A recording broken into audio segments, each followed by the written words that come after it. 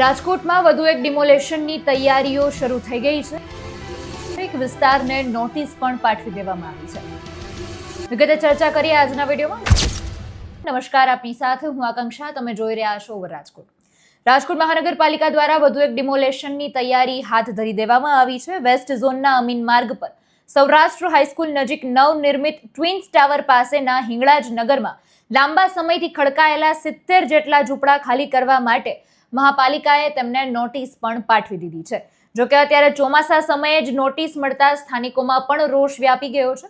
સમગ્ર મુદ્દાને લઈને અત્યારે પ્રતિક્રિયા સામે આવી છે, તો તેને સાંભળીએ. અમે અહીંયા 70 વર્ષ રહી છે. અમારા 3 પેઢી થઈ. આમ તો મારા છોકરા મારેથી તો 5 પેઢી થઈ, પણ અત્યારે એવું અમને આપે કે તમે 15 દીમાં ખાલી કરી વાળજો.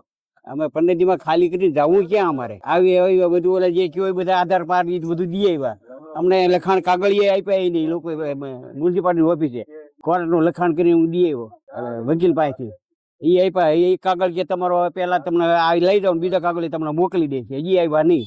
હમણાં ઓલા વાંધારી જે આપી ને એટલે વાંધો બધો દેખાડ્યો. ભાઈ અમે 70 વર્ષ આવી. આ આજુબાજુમાં તો 7-10 ઘર છે, પછી બીજા આમ બધા થઈને 30-40 ઘર જેવું થઈ જાય.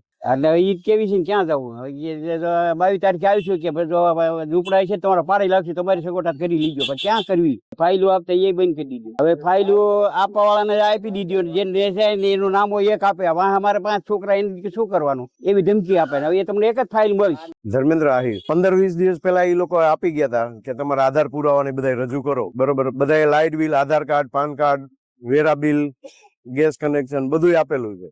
માણસો અહીંયા બધા 70 વર્ષથી રહે છે. તો આજે હવે 15 દિવસમાં ખાલી કરવાનું કે પબ્લિક બધી જાય ક્યાં? લાઇટ બિલ આપ્યા છે, વેરા બિલ ને બધું આપ્યું છે, આધાર કાર્ડ, પાન કાર્ડ બધું માંગ્યું હતું, ગેસ બિલ બધા માંગ્યા હતા, બધું આપ્યું છે. આજે આટલા વર્ષોથી રહેતો હોય તો અહીંયા જ રહેવાનું હોય ને. કા રહેવાની વ્યવસ્થા કરી દો. ચોમાસું માથે કેવી રીતે કરવાનું? અત્યારે તાત્કાલિક એવું 15 દિવસમાં કેવી રીતે કોઈ પણ આટલી પબ્લિક રહે તો 15 દિવસમાં કેમ કરી શકે બધી પબ્લિક? રજૂઆત કરવામાં તો નગરપાલિકાએ જે માંગ્યું હતું એ બધું નગરપાલિકાને બધું રજૂઆત કરી દીધી છે. આપણે જાણીએ છીએ કે સૌથી મોટું ડિમોલેશન જંગલેશ્વર વિસ્તારમાં કરવામાં આવ્યું અને ડિમોલેશનની કામગીરી બાદ અત્યારે ફરીથી તંત્ર તૈયાર થઈ ગયું છે આ વિસ્તારમાં ડિમોલેશનની કામગીરી કરવા માટે.